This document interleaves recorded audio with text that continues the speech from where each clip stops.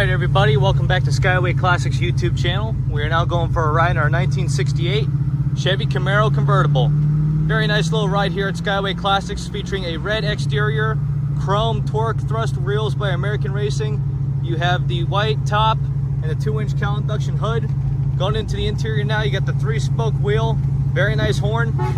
You got the automatic on the floor horseshoe shifter with the RS gauges. Although it does have the bug-eyed lights, it also has the very nice tack and clock where the gas gauge would have been if it was just a regular plain Jane Camaro.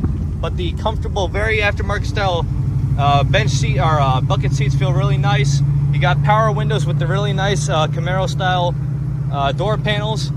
Other than that, you got the vintage air. You got the small block 383 stroker underneath the hood. Definitely makes it a fun little ride. Of course, now we can give it a little bit of a brake test. Very nice on the brakes. But yeah, 68 Camaro is just in the middle. Not too old, not too popular, but just right. If you'd like to see more cool cars, please visit skywayclassics.com. Take a look at our YouTube channel or our Instagram page. But as for now, we're just going to get this one turned around and up on the lift. So please stay tuned to see the underneath.